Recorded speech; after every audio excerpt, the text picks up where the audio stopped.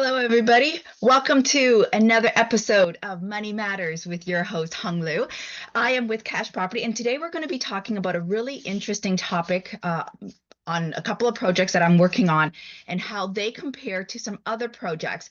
And so we're going to not specifically focus on my projects, but we're going to talk around some of the numbers on it. So before I get into that, I just want to do a big shout out to Dawn and Lauren, who are on site right now waiting for the demolition truck that never showed up because it broke down on the way.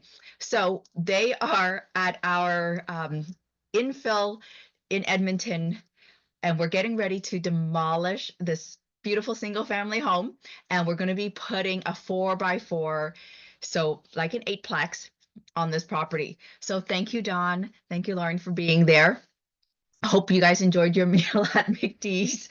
All right, so let's get into some of the stuff that we're supposed to do today. Okay, so we are March the 3rd. Okay, let me tell you, if you are not looking at deals on a regular basis, this year is going to go by and the opportunities will just blow by you. Okay, this is one of the years where the analysis will really help you get over the hump of getting your next opportunity. So before I get into this Excel sheet, let me share with you a couple of other things that are happening. Oh yeah, let me share this. So we are doing a seminar this Saturday for individuals who want to learn how to talk to investors properly, how to speak the lingo, how to build that relationship longer. So what I'm going to do is I'm going to put in the chat um, the analysis, no, the investor go-to event that is happening this weekend. It's a 2-day seminar, and you basically come and I will teach you how to build that relationship with your investor base. So if you are a real estate agent, if you're a mortgage agent, if you are new to real estate, this is a great starting point for you to be like, okay, you know what? I need to at least understand how an investor thinks. Because let me tell you, an investor will only give you so many opportunities before they're like, no, we're not, we're not going to be working with you because you don't have the knowledge or the background to come into this. Okay. So the event is up on, let me see here. I will bring this up here so that you guys can see it as well. Okay. So this is the event here. Okay. Let me see. Here we go. All right. So you should see on the screen the Eventbrite page where you can register for this event. Okay, so it's a 2-hour long intensive. It will give you that good starting point on how to start that conversation and how to build that relationship with investors if those are the clients that you want to build relationships with. Okay, so that is the one event that is coming up.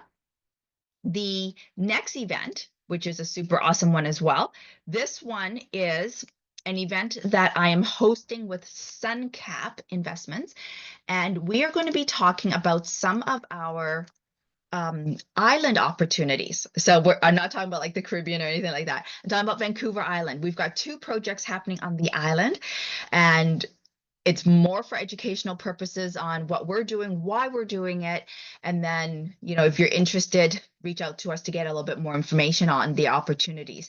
But this is, two opportunities that we're working on. So what I will also do is put this link into the chat, and you guys can register for that one as well. This one is on Wednesday evening.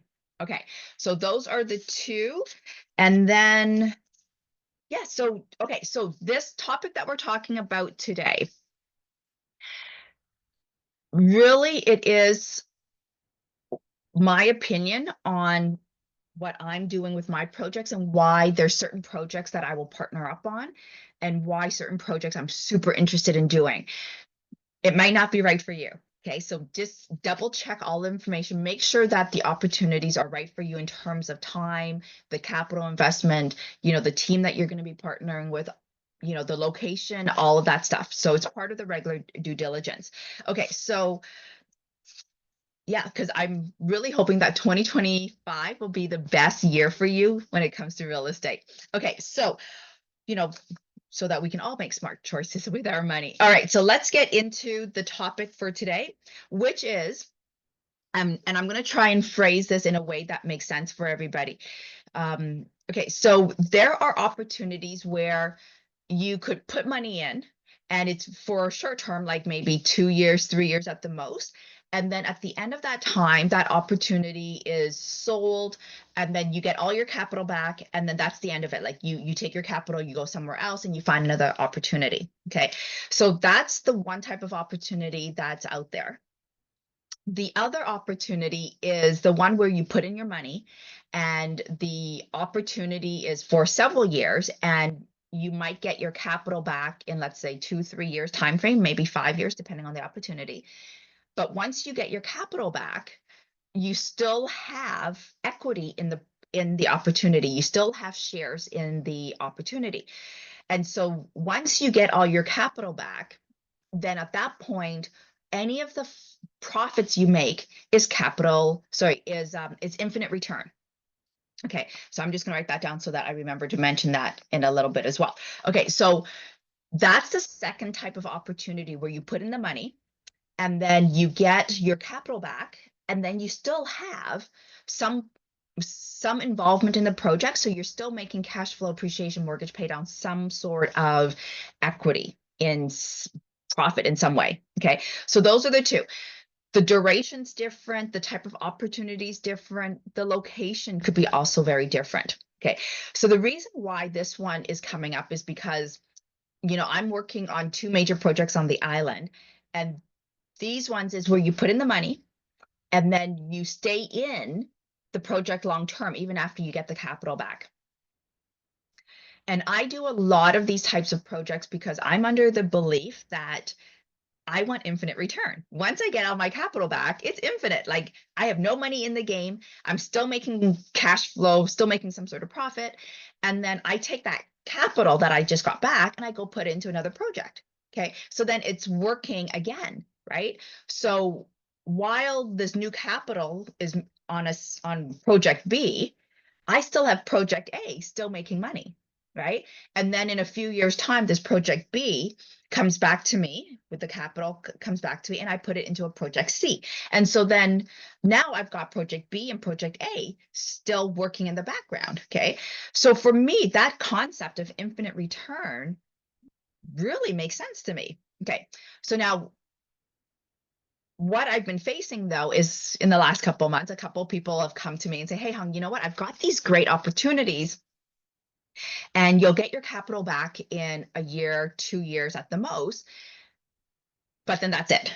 All right. And I'm like, well, how is that any better? Like, okay, so that's where this is an opportunity now for me to sit down and run those scenarios. Okay. Because it's one thing to think about it in your head, but then it's another thing when you see it with numbers because you can't really argue with the numbers.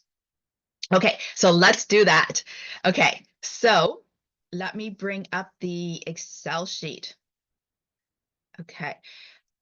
Oh, yes. Before I forget, ooh, we got some merch to give away. Okay, so this is the cash property hat. Okay, so usually when I go running with this one, I usually just put my hair on the side and then I, get it out and then my hair is back, all that stuff. Okay, so this is the hat with our physical rising above the rest book. Okay, so what we're going to do is we are actually selling the books, and when you buy the book, you get a complimentary hat. Okay, so I'm going to put the link in after the session.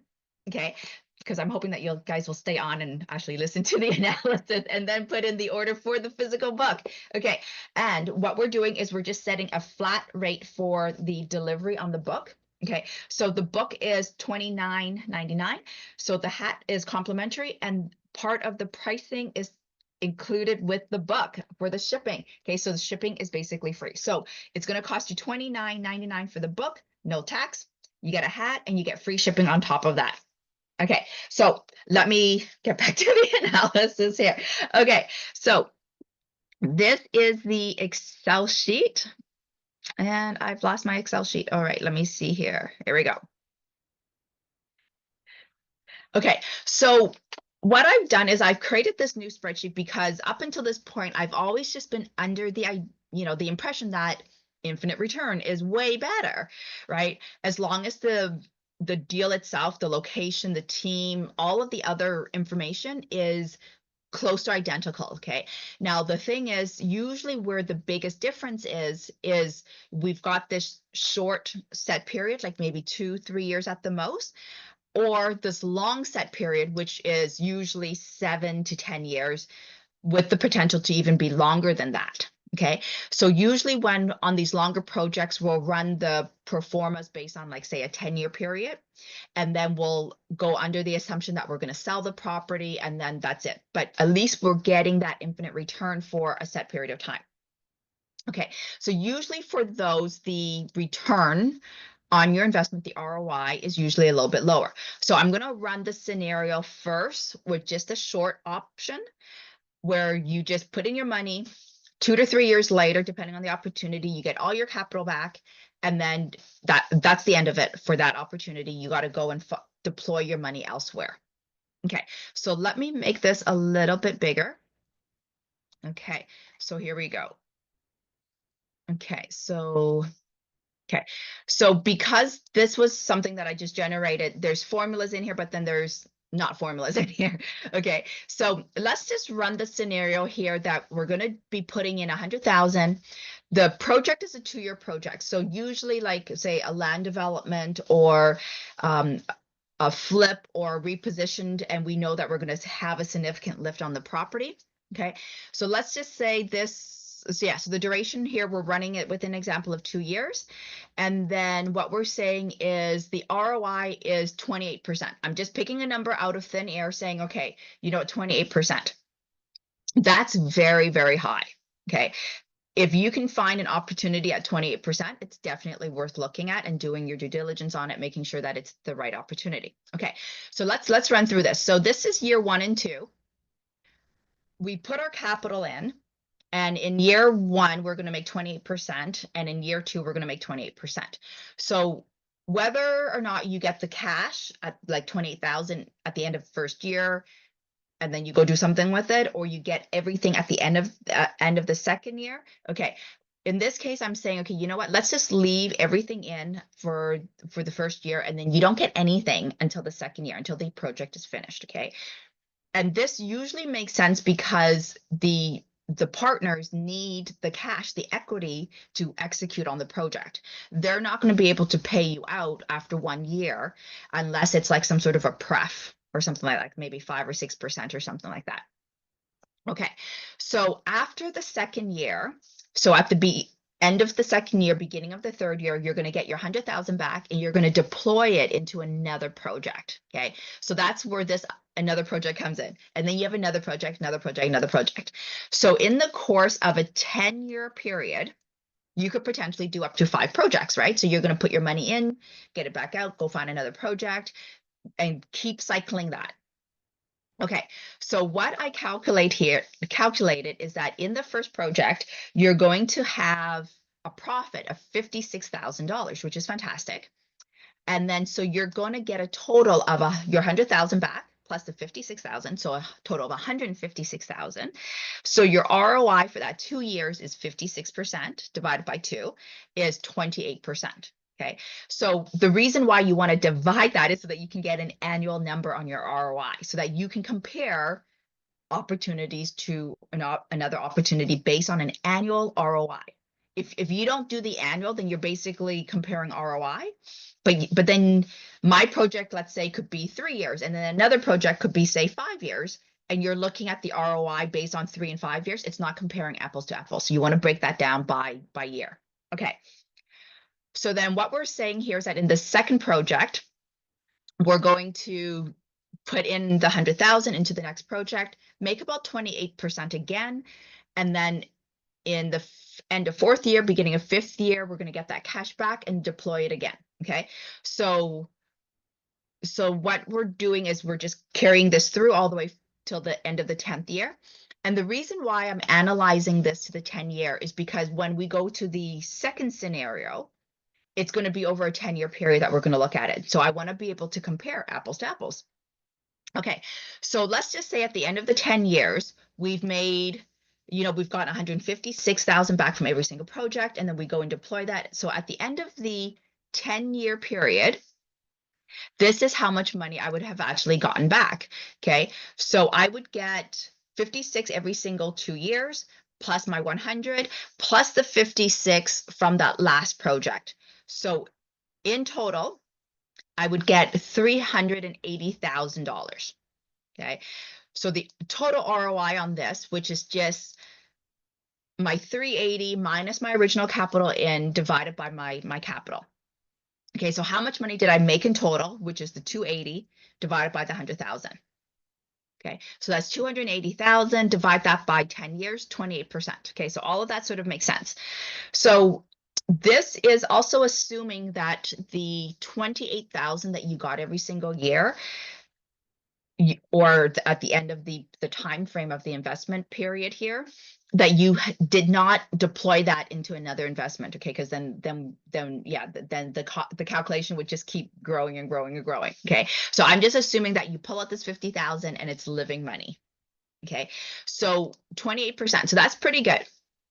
So this one here, so we're considering sort of the time value of money here. The great thing about this short commitment is the liquidity, meaning that you know with some level of confidence that you're going to get your 100,000 back, right? And then you can deploy it on something that's a short term. So the liquidity is a little bit better here than compared to, say, a 3-5 year project. Okay, the downside with this is that there's no equity. Okay, so which is what we're talking about today, right? Like, is it better to do the short projects versus the long projects, and then factoring in being able to get equity with that? Okay, so after the second year, you get your capital back. There's no equity. This first project is done, it's gone. Okay, then you do your second project, the same thing there. There's no equity once you get your capital back. Okay, you've made your $56,000 and then you go find something else. Okay, so there's no equity. So yeah, so that is a big consideration. Okay, but now here's the thing, right? Equity may not be the right thing for everybody. Okay, so let's run through the second scenario where there is equity, and let's figure out, okay, does it make sense to get projects that have equity? Okay, so I'm right now running this with a 20% ROI. Okay, and the logic here is that, well, if the project is going to give me 28% like the other project, well, hands down, okay, then okay, without even doing the math, okay, if the two opportunities are pretty much the same and you're getting the same ROI, well, then the equity is way better, right? So in this case, I'm going to run it with 20% projected return per year, and the capital is going to be returned back in 3 years. Okay, so this is pretty good. Like, usually the projects that I usually will consider is where the capital is returned in 2 to 3 years. Okay, if it can be less than 2 years, fantastic. Okay, and usually they're around 5 years. So anything around 2 to 3 years, okay, it's definitely worth looking at. Okay, so then I'm going to do a 10-year period here. Okay, it's just a random line in the sand saying, okay, you know what, does this make sense for the next 10 years? Okay, so we're also going to do a $100,000 investment in. Okay, so year 1, 2, 3, we're making 20% equity. Okay, so this is not debt repayment. Okay, it's not interest. Okay, so the thing to keep in mind is that interest is very different from equity, and it's a different strategy altogether. Okay, so the 20,000 year over year, let's say, because of the 20% return, but this stays in the project. So then at the end of year 3, beginning of year 4, you get all your capital back. So anything after this is considered infinite return. And then you would go and you would take that cash and you would go and deploy it into another project. Okay, and so then this would cycle through. So in this scenario, we would only be able to do 3 projects. Okay. So, and it doesn't, the number of projects you do, does it matter? Well, some people may argue that, well, you're diversifying, right? Like if you're able to spread your money across multiple projects, across multiple regions, you're diversifying. Okay. So, 3 projects is not bad over the course of 10 years.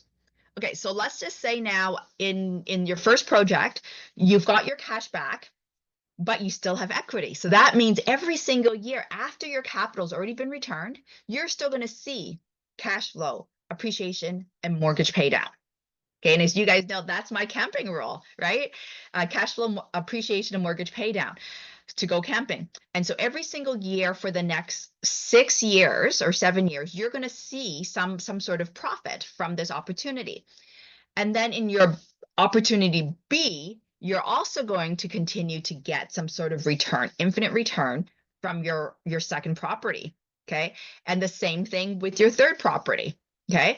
So now, even if, let's just say in this 10 years, at the end of the 10 years, we sell opportunity 1. Well, you still have opportunity B and C to still live out that 10 years of infinite return.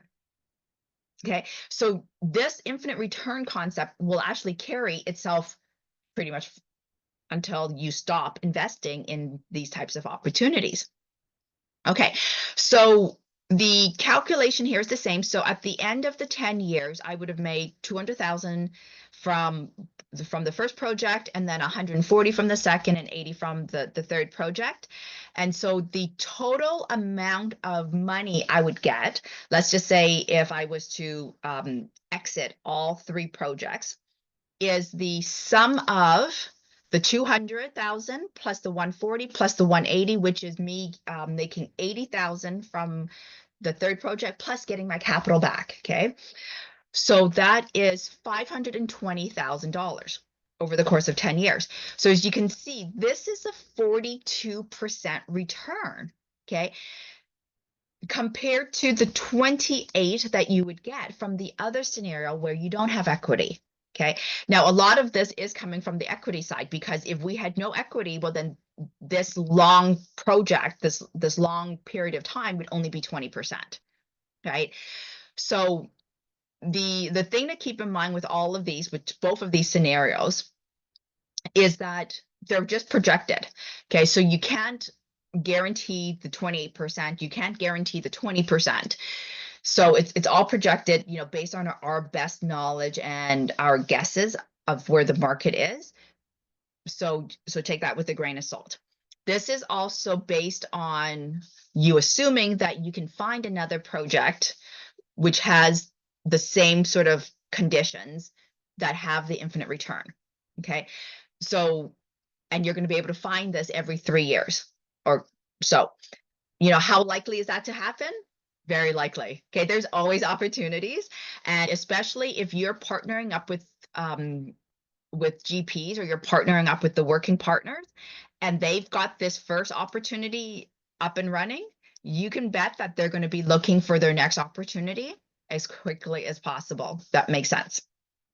Okay, so the thing to remember here is that even though you get your cash back and you can go and deploy it to another project, you are still in the project. Okay, so you are sort of locked in, depending on how you want to look at that. For some people, they don't want to continue the relationship, and so they want that clean exit, which is where the first opportunity, the first idea really would work better. If you have no issues with partnering up with people and being very passive and sitting on the sidelines as you make some extra additional cash every single year after your capital has been returned, this is ideal. Okay, so the thing to mention here is the capital gains. In both scenarios, you're going to have capital gains tax. Okay, so depending on whether you participate under your personal name or under a corporation, you're still going to have capital gains. So your capital gains in the first scenario is going to be on the 280 right? Because the return of your original capital should not be taxed again under the capital gains. So you're going to be taxed on the 280. In this second scenario, you're going to be taxed. You're going to have capital gains tax on the 420,000. Okay.